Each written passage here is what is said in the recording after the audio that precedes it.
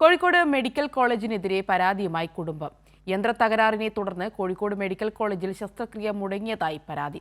ഹൃദയ ശസ്ത്രക്രിയയ്ക്ക് എത്തിയ മലപ്പുറം വേങ്ങര സ്വദേശിയാണ് ചികിത്സ കിട്ടാതെ മടങ്ങിയത്.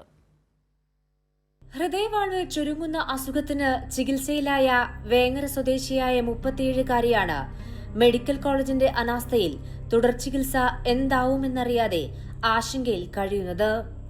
സ്കാനിംഗ് നടത്തിയപ്പോഴാണ് അടിയന്തര ശസ്ത്രക്രിയയ്ക്ക് ഡോക്ടർമാർ നിർദ്ദേശിച്ചത്. എന്നാൽ യന്ത്രത്തകരാറിനെ തുടർന്ന് രോഗിയെയും ഭർത്താവിനെയും മടക്കി അയക്കുകയായിരുന്നു. പരാതി നൽകാനാണ് ആശുപത്രിയിൽ നിന്ന് പറഞ്ഞതെന്നും കുടുംബം പറയുന്നു. വലിയ സർജറി ചെയ്യാനുള്ളതാണ്. അതിന്റെ മെഷീൻ ഇവിടെ ഇല്ല, കംപ്ലൈന്റ് ആയിട്ട് ഒരുപാടായി.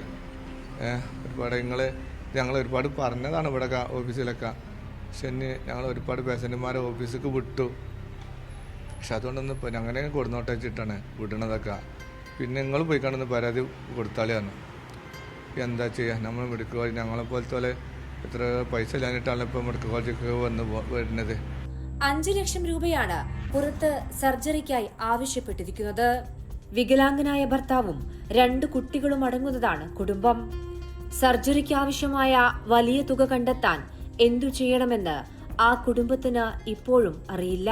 ഇപ്പൊ 2 കാലം 2 കൈയുള്ളവരൊക്കെ പരാതി കൊടുത്താലും അവർക്ക് ഇനി എങ്ങനെ ശ്രദ്ധിക്കാനാ? ആരോഗ്യമന്ത്രിമാരൊക്കെ എങ്ങനെ ശ്രദ്ധിക്കുക? നമ്മളത് ഇങ്ങനെ മനസ്സിലാക്കാത്തല്ലേ, പിന്നെ ആര് തന്നെ പോലും മനസ്സിലാക്കല്?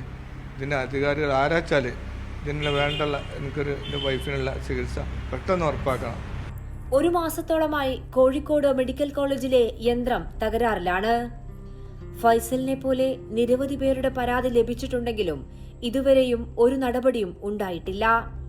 വലിയ പണം മുടക്കി പുറത്തുനിന്ന് ചികിത്സിക്കാൻ കഴിയാത്ത കുറെ മനുഷ്യരാണ് സർക്കാരിന്റെ അനാസ്ഥ കാരണം പെരുവഴിയിലാകുന്നത്.